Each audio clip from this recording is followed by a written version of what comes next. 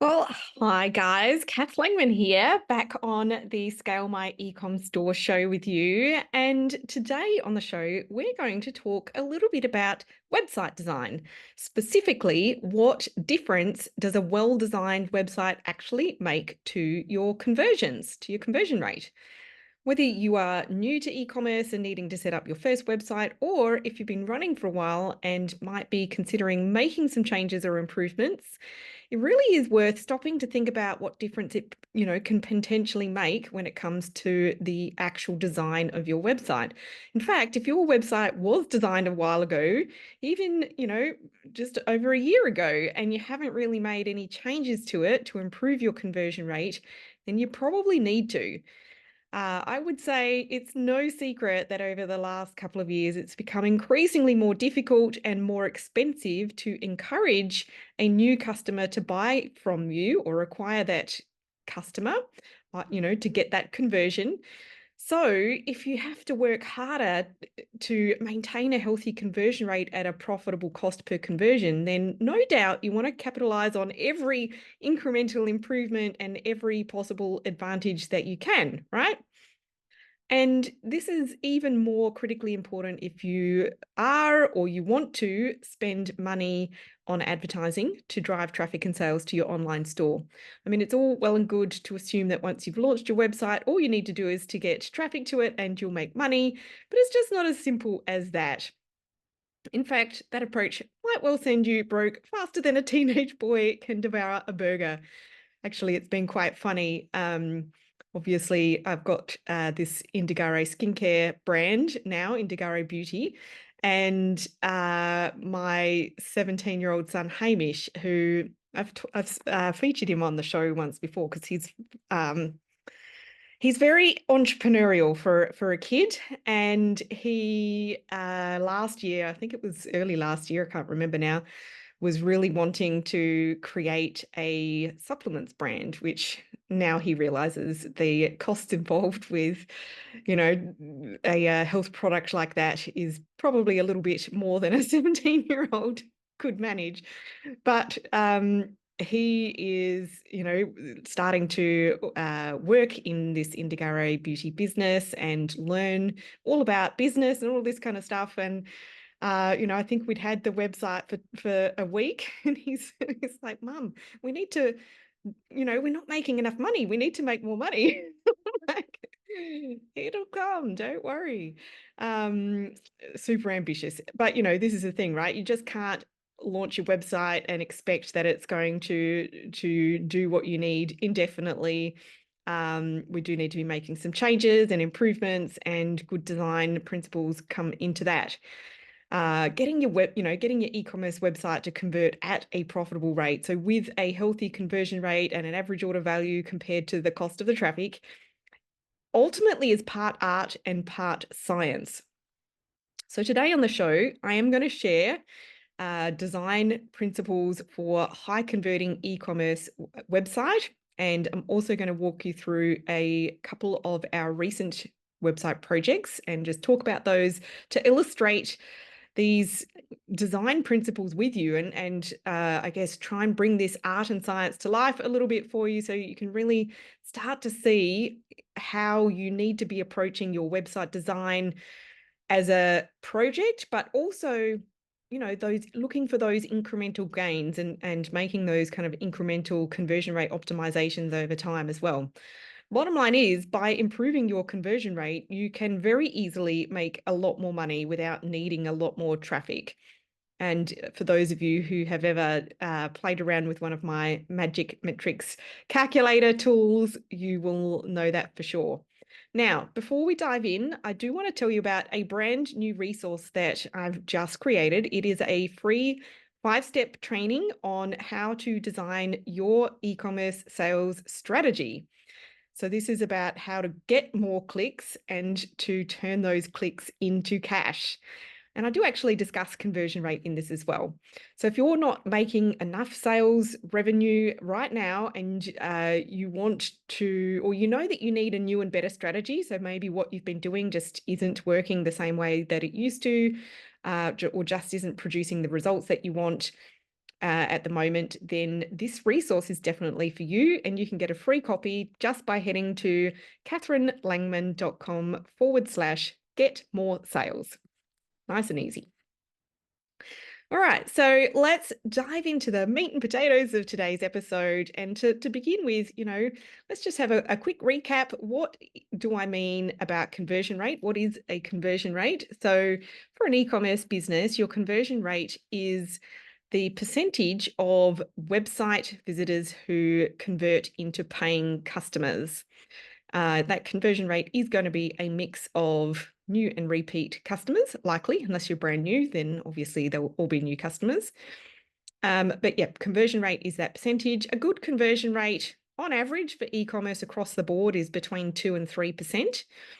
Plenty of websites are higher than that, but a good number are below that as well.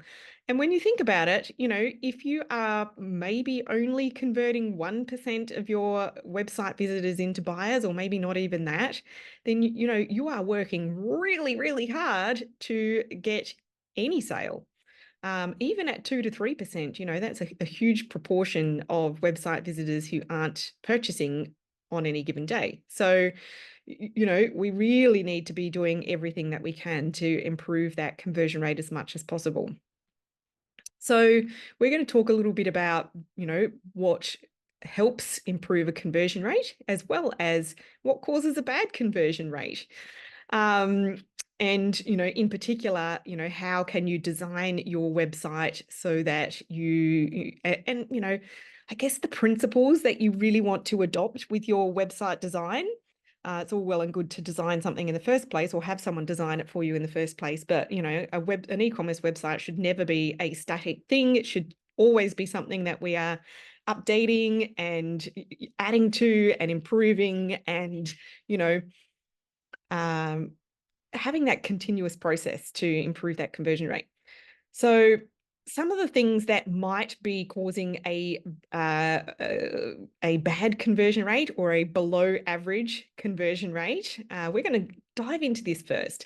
So sometimes I'll see a website that either has a free theme, and by free, it's not that there's any problem necessarily with a free theme, except that they're usually pretty limited in terms of what you can do with it. There'll be limited ways that you can customize it to your own brand of products, but there'll be limited functionality as well.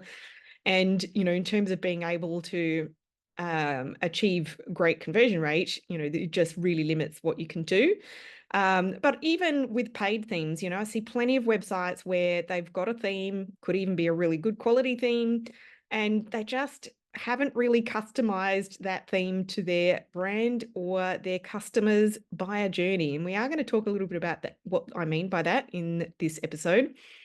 So they might have changed, they would have probably changed the logo and the colors and put their own images and whatnot in there. But they've kept the menu structure, they've kept whatever content was on the page, they've stuck with whatever the layout and functionality is, without really having an understanding or a handle on what is it that's actually, what content and what structure is actually going to help a customer make a purchase decision and buy from you.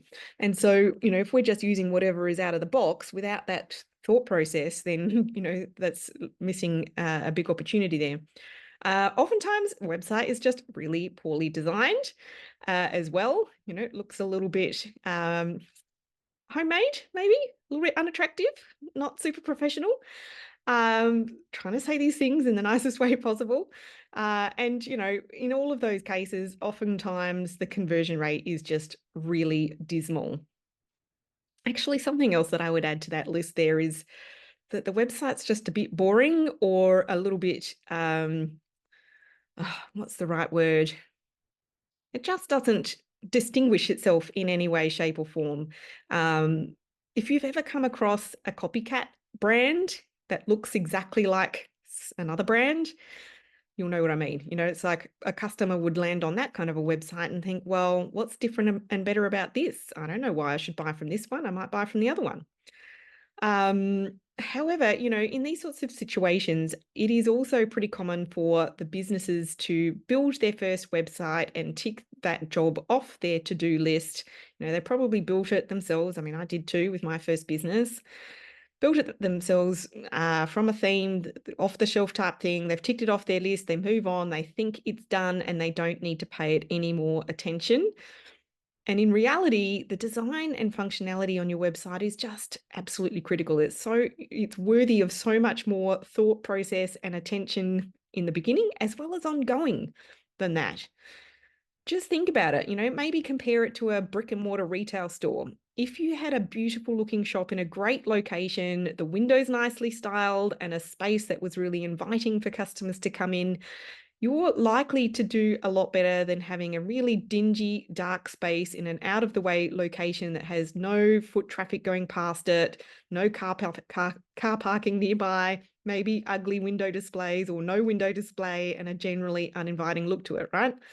So I know that's a little bit of an extreme example, but it kind of brings it home a little bit and makes it a bit more of a yeah moment, a duh, as Bart Simpson might say.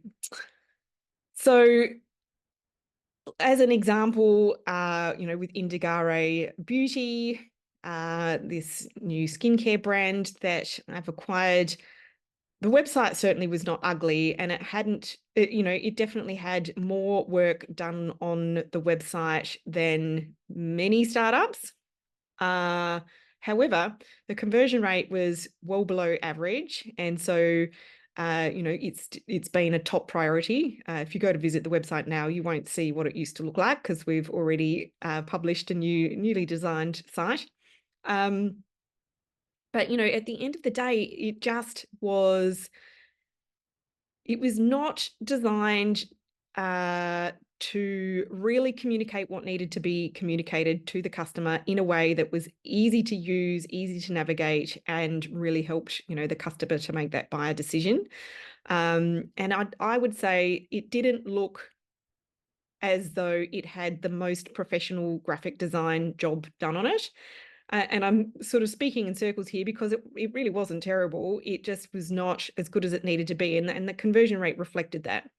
And there was, some of the problems we'll discuss later in this episode. So hopefully, if something sounds familiar to you with, what's going on your website, you'll be able to get a little bit of an idea of how to fix it and improve it. Ultimately, your website is your shop front if you're an e-commerce business, and it's impossible to do well in an e-commerce business if it's not designed to be inviting to your ideal customers or have the functionality to operate in the way that it needs to facilitate your customers buying and receiving what they want. So let's dive into this in more detail and really talk about why the design of your website is so important if you want to succeed in e-commerce. When it comes to e-commerce, the design just plays such a major critical role. A great design can increase your conversion rate. It can create an awesome experience for customers, which generally means they're much more likely to come back and buy a second time. And so therefore, it's going to increase your sales revenue over time from both new customers and repeat customers. Whereas a bad design can confuse and turn off or frustrate your customers, and your sales will definitely be impacted in a negative way.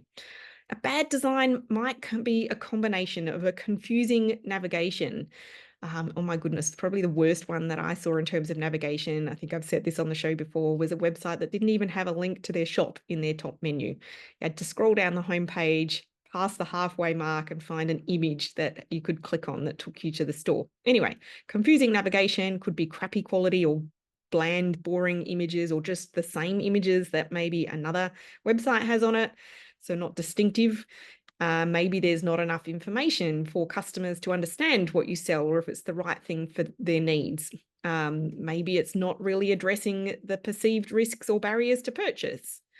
Maybe it doesn't communicate the value of the product to the customers. So I'm not talking about how much it costs to buy in terms of monetary value. I'm talking about what benefits or outcomes customers expect to experience and enjoy. Maybe it's missing some conversion elements from the product page. Going to talk a little bit more about that in a minute. Maybe it's got a really, slow to load pages, particularly on mobile. Seriously, no one has the patience to hang around for a really slow loading website these days. Maybe it's just also really difficult to navigate and shop on a mobile. I mean, most of us these days are getting the vast majority of our website visitors on mobile. And, oftentimes we're not necessarily checking the design or the user experience on mobile because we work on it on our desktop. Maybe the website has a really clunky checkout experience, making it very difficult to complete a transaction. Maybe there's too many interruptions, like live chat window, plus a pop-up opt-in form, plus a spin the wheel discount offer, plus an exit intent offer, plus one of those pop-up review things. So-and-so from such and such place just bought this product, right? I mean, pushy much? There's many other things as well that, could be really impacting conversions from a poor design perspective. And, you need to think about what kinds of, what are the reasons why these might be poor design elements for your specific brand? Because some instances of poor web design might be situational to the product or the brand.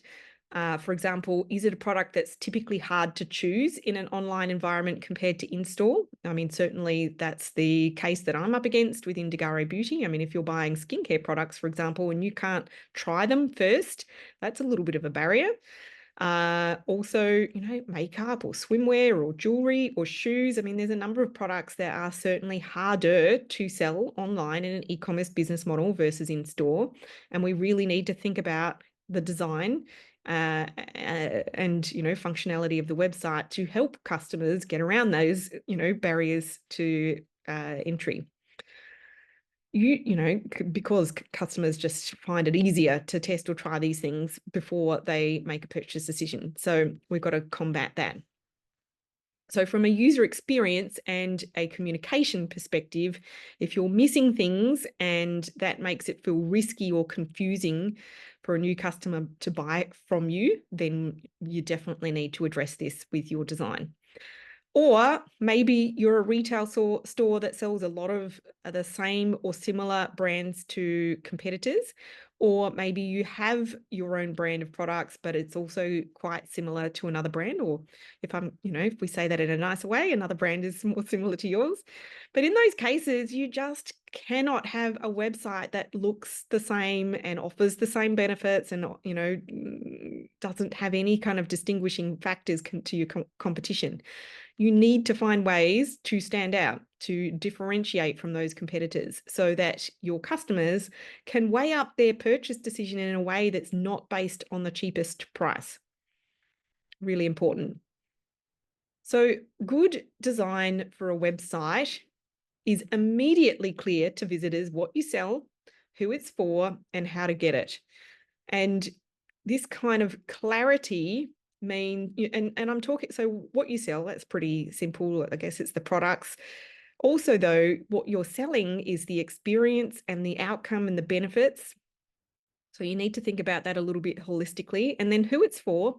Say, for example, if I think back to my first business, which was the baby products, and, it's easy to sort of assume, oh, anyone with a baby could buy this, but that's not going to ever be the case, right? So we need to be thinking who it's for in terms of really in detail, who is your ideal customer, right? And then how do they get it? I mean, don't make them have to click too many times to get from the home page or the landing page they came in on through to the checkout. So that kind of clarity, that instant clarity is really, really critical. And, it also means the website itself needs to be really easy to navigate. I mean, from a basic functionality perspective, we do want it to be fast to load, and that does come into design a little bit in terms of making sure that you aren't slowing the website down with heaps and heaps of apps or plugins or with really, really heavy media, so images, video, etc. So you need to bear that in mind a little bit as well. Website design needs to work just as well on mobile as it does on desktop, including navigation and adding to cart and the checkout process as well. These days, oftentimes we're actually designing specific elements just for mobile versus desktop so that it really does give them just as good an experience on mobile. And good design, really needs to clearly communicate the value of your products to your customers visually as well as in writing, and delivered in a really easy to understand manner. So a great website design ultimately needs to be tailored to your brand and to the type of products that you sell. And this definitely means not just changing the colors and the images of a theme straight out of the box. In reality, it means really thinking about your product and your customer fit. What do they need to know, understand, and believe in order to want to buy your products? You just can't assume that customers will come to your website already knowing that they want to buy from you. You need to take them on that journey from ignorance to purchase decision. For example, our client Kate from youbykate.com, which is such a beautiful jewelry brand. Oh, good. I'm actually wearing a pair of her earrings. They've been around for 21 years now. Such a beautiful family business. She's an amazing designer. They've had many websites over the years, I know, but they had a website designed early 2023, which is not that long ago. And this website was built by someone else, not an inexperienced website designer, I don't think, but I suspect someone who was not particularly experienced in e-commerce websites. Unfortunately, that lack of experience meant that the designer on that old website was just not able to offer advice about things like what content should go on the homepage and the product pages, and the design and the layout of those pages, and what sort of imagery should be used to attract their ideal customers, how to display their enormous range in a really simple way so that customers could actually see everything without feeling overwhelmed. Things like, what kind of functionality would be really useful to help customers to actually choose what might suit them best. So, in terms of design, it's an experience, so functionality comes into this as well. What is that experience like for a customer to interact with your website and, ultimately, hopefully make a purchase decision? And, there were a bunch of other things that were missing that typically help an e-commerce website to convert well. So over the last year and a half, they were dealing with this situation and all of these things that were missing from the website that ultimately just made it hard for visitors to navigate or to find and choose what they wanted. And that just made it really challenging for new potential customers to shop with them. They've got an amazing customer base, and a lot of us, me included, end up buying time and time again. But we don't want to make it difficult for new customers to become one of those amazing brand fanatics. And so in working with us, we were able to go through the process of really understanding who her customers were, what they were looking for, how they were looking for it, the information they need in order to find and choose the right products for them, how to structure the huge product range in a really easy and intuitive way to navigate and shop. And to do all of that whilst still being able to connect with that potential customer emotionally and share that brand story. They've got an amazing brand story and a lot of, such an amazing history in the brand as well, because it's been around for so long. So let's talk about some of the design elements that you really need to consider to bring this kind of experience to life.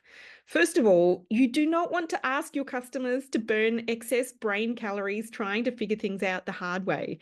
Instead, you want to keep things easy and intuitive for browsers by using common design elements. Like, for example, this is just a handful.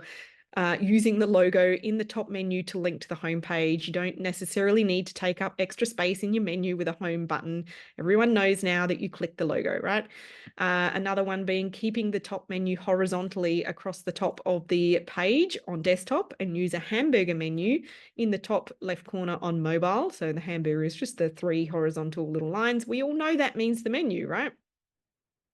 We want to keep the top main menu product focused without distracting products to, with links to your blog or your wholesale or your social media or any of that stuff.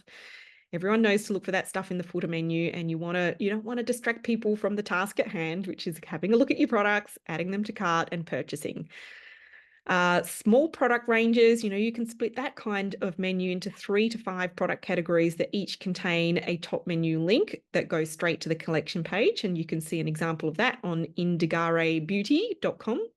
And large product ranges need a really well thought out and structured mega menu. And it's pretty cool if you can also add images to that mega menu as well as the text menu labels. And you can see an example of that on youbykate.com. Other design considerations, you really need to be using high quality style imagery for your hero images. I mean, if you think about the history of communication, we all understand far more information instantly from an image than we will ever manage to do with the written word. Okay. And so having those high quality, if there's anything that you spend money on in your business, get a few really beautifully shot quality styled images for your hero images so that it is really immediately clear what you sell, who it's for, and how to get it. But also, this is the first impression that really positions your brand, and also, again, just, with the visual communication, it's how you connect on an emotional, gosh, what's the word? We want to connect emotionally with our potential customers because as humans, we make purchase decisions based on emotion and then we justify it with logic. So we really want to have that initial impact. And so, images really come into that. So that means we can't have boring or generic imagery or imagery that appears the same on other websites. And you also need, in terms of quality, you can't be uploading really fuzzy or pixelated images. If you don't know how to compress an image properly to bring the file size down, get a graphic designer to do it, and make sure that the image still looks really crisp. And then from a design perspective, we need to be taking customers on that purchase decision-making journey. And we do this on all key pages, not just the homepage. So for example, that journey goes through the 5 stages: attention, interest, desire, social proof, action. And so attention, we really want to grab our audience's attention immediately. Again, because that first impression is, so critical, that the hero image and the headline on the page is likely to do that. But then we want them to keep scrolling. So if you think about, I think it was David Ogilvy, one of the OG advertising gurus, who said that when you've written the headline, you've spent 80 cents in the dollar or something like that. But, you're not going to get the sale if you don't keep their attention and keep them, moving along, right? So after you've got their attention, we need to keep their interest, all right? And so this is where typically it might be some introductory, couple of lines of text that is really about the product value statement or the brand value statement, but it also might be, hooking straight into your best sellers, for example. For some of you, it might be, if you've got more of a problem-based solution in your products versus, jewelry, which is much more about, desire and aesthetics and pleasure. That you might keep people's interest by hooking straight into that problem that your product solves. So you really have to think about what is it that's going to keep their interest. Then you need to pique their desire. And so this could be the outcome. So for, skincare, something we haven't done yet actually is to get some video content where we can really showcase, the transformation. It could be, an offer, for example. It could be something that is so exquisitely beautiful that, people desire it the minute they see it. Whatever is going to really ramp up their desire to have what you sell needs to go there. Then the social proof, this is one of the most effective ways to reinforce, when somebody by this point is probably pretty interested, and maybe they just need to make sure that it's trustworthy, make sure people love it. Social proof, particularly with independently verified reviews, is a great way to overcome any kind of perceived risk and to just really establish that trust quickly. And then call to action. If they haven't clicked through to your products here, make sure you are asking them again to take action. And depending on what page they're on, it might be a different kind of action that you're asking to take. If it's on the home page, it might be an opt-in form to get them subscribed. If it's on a product page, you'd be asking them to buy the product, maybe giving them a great bundle offer or something along those lines. So the second thing about a great website design means making it really easy for customers to navigate through your website. And that's, in particular, if you have a large inventory, and making it easy for you, the business owner, to maintain this from the back end as well. Gosh, so many times we've seen people set up things in the back end of their website that they are literally spending hours and hours and hours uploading products to their store, trying to categorize them correctly in their menu. And, this was definitely the case with You by Kate. I mean, their range had grown astronomically over the years. So it's just so easy to end up with a bunch of excess product categories. They might be similar, or they might be the same category, but one's got a capital and one doesn't have a capital, or there might be a bunch of tags, and there's just no logic or form in how they've organized things, and it just becomes this confusing mess in the back end. Makes it really hard to start and end promotions. It makes it really difficult to make sure that all the products are displaying full stop, let alone in the right categories. And then same with the design and the layout of the menu and any kind of filtering that you might have on the front end of the website. And so with You by Kate, it was just not intuitive at all. And half the time the customers couldn't, and even us, I mean, we knew their product range, they know it themselves. And it's like, if we can't even find the products, that were in the range, then how is a new customer? And so, the things were just literally taking up so much of their time to update things and make changes. And it's just such a seriously inefficient way to work, and a real waste of time that's honestly better spent elsewhere. So anyway, in terms of improving this situation from a back-end management as well as a front-end customer experience, we completely redesigned their menu, simplifying the categories so they were really intuitive to the way customers were searching and occasions that they were buying for. Also, really the documentation and the simplicity of updating things in the back end is pretty amazing as well now. And if you go and have a look at the You by Kate website now, you will see the most amazing mega menu and filtering system. You can search by product type, like rings or earrings or necklaces. You can search by range, like their gemstone range or their personalized jewelry or their bespoke designs. You can also search by color and by size. It's really simple to navigate. It's really clean and elegant looking. And more importantly, it's displaying the products where they need to be. And beyond that, we also redesigned the layout of the site. So it is, so much easier to understand what they're selling, who it's for, all of that good stuff. And so whether you already know what you want or whether you need to learn a little bit more, first, the content really is now designed to help both types of customer. Even with a small product range like Indagare Beauty, you still need to focus on making that as simple and intuitive to navigate as possible. And really just, so if you look on the Indagare Beauty website, you'll see that product, the top menu is very product focused. It's not just the product collections that are featured there. We do have a little bit of other content up there. Namely the money back guarantee. It's a risk reversal thing, and we've got our reviews there as well because we've got thousands.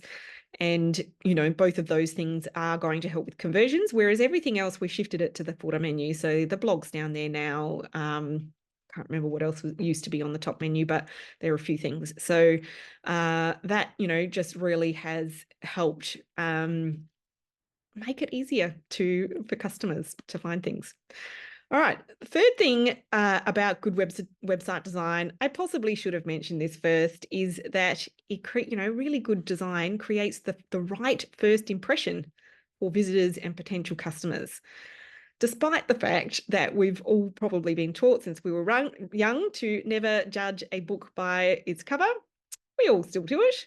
Or in my case, sometimes I judge a wine by the label design. First impressions count. We don't get second chances at this. And the visual design of your website is important because it impacts how your audience perceives your brand. If it looks unappealing or outdated, your audience will immediately have a negative impression of your business. I had an experience with this kind of situation as a customer recently. So I was shopping around for a dehumidifier for our home. This is an old home and it can get quite damp inside, especially when we're in the middle of a cold snap. And I came across an online store based in Sydney that had the product that I wanted, but the website design was so old. Like, it was literally the sort of design and layout that we would have used right back in the very early 2000s, before I even had my first business. So, like, really old, not at all functional, and it wasn't mobile friendly at all. It wasn't functional on mobile. And that just immediately turned me off. I just didn't trust it at all. It just came across as a bit of a scam. But that first impression is not just about establishing trust. It is also about positioning your brand or your online store if you retail other people's brands. And by brand positioning, I mean, how do your customers perceive your brand or your store compared to your competitors? Do they perceive you as being premium, best quality, cheap, discount, great value, exclusive, high-end, designer, safest, or most effective? Or maybe your brand positioning is about matching your brand by personality, like cheeky or vintage or minimalist or boho or whatever the case may be. Usually we want to try and position our brand in terms of value as well as personality. And bear in mind that consumers usually do not equate low price with quality. Those tend to be mutually exclusive in terms of consumers' perceptions of a brand. So just bear that in mind. I do hear many startup business owners, they want to have great quality products for a low price. And unfortunately, that's just not how your customers are going to perceive it. Anyway, let's move on. That first impression that a customer gets when they land on your website is what will establish their perception of your brand or your online store. And that split-second reaction, which is completely based on that emotional connection, will govern whether they stick around to look for longer or they just click out. I'll never forget something that happened with my first business, my baby brand business that I used to own, because I happened to have come previous to owning that business, I came from a career working in professional design agencies, and I also have a sister who's a graphic designer by profession. And so I went into that first e-commerce business already knowing a lot about good design principles. I'm not a designer myself, but I've been in that space for a long time. And we still built that first website ourselves using a theme, like so many of you guys would be doing. But we were able to be really thoughtful about how we customize that design and the content and what kind of navigation and functionality we used.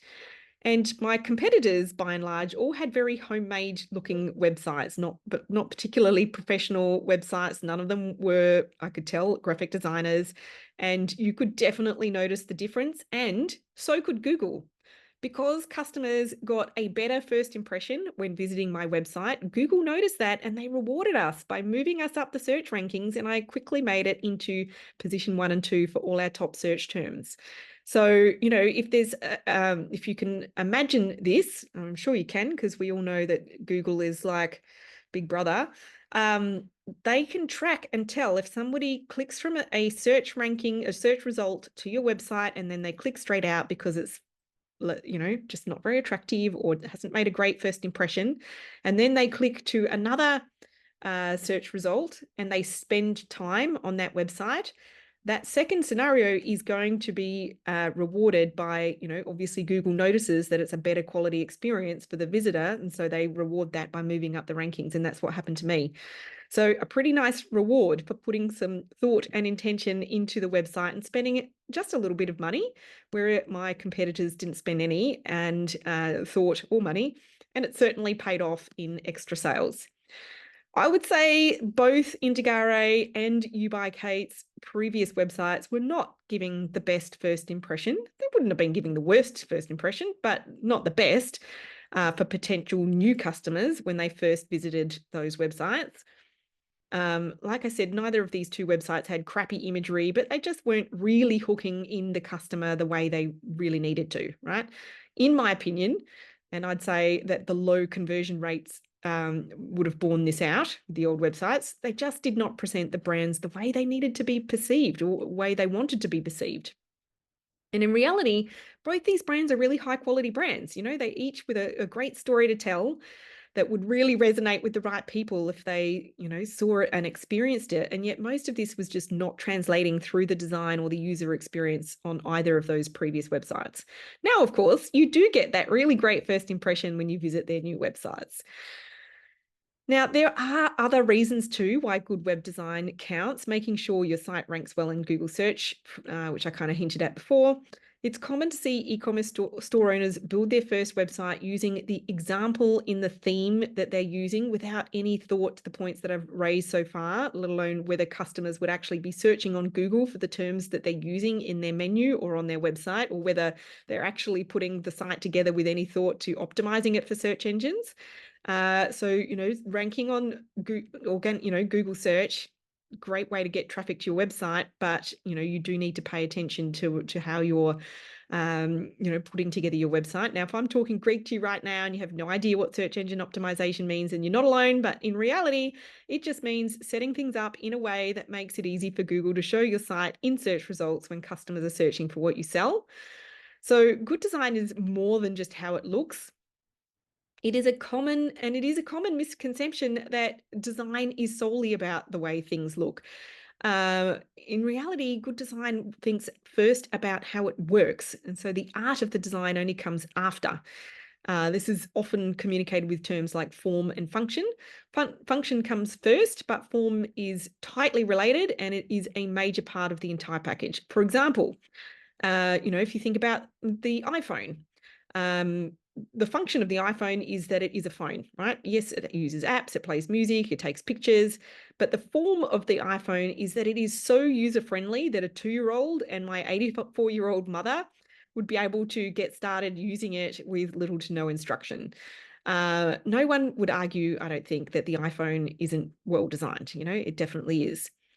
So there's this popular saying amongst designers, good design is invisible, which simply means that design is experienced. So that means it's more than how it looks. It should work intuitively without challenging the user to figure out how. I think it was building the brand. What is it? The brand story.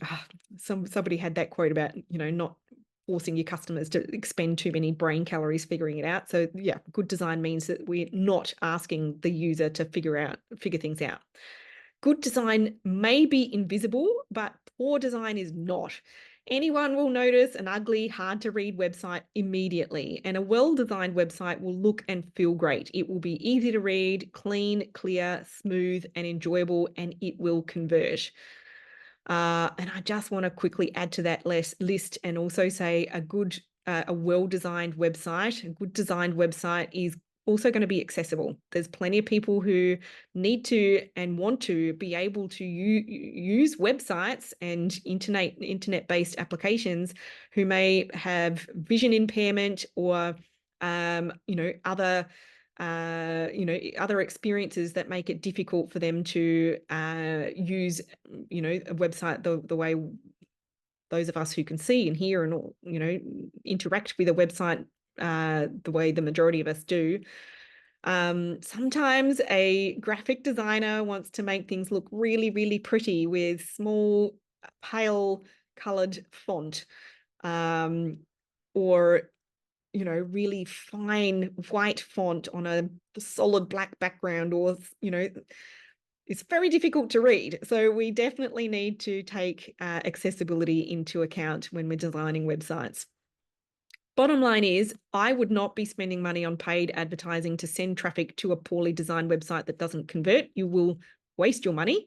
Instead, work on improving your website design and navigation so that your customers have a great first impression and a great experience when they are navigating and shopping on your website, so that your website helps your customers through their buyer journey to make a purchase decision, and so that your website converts well.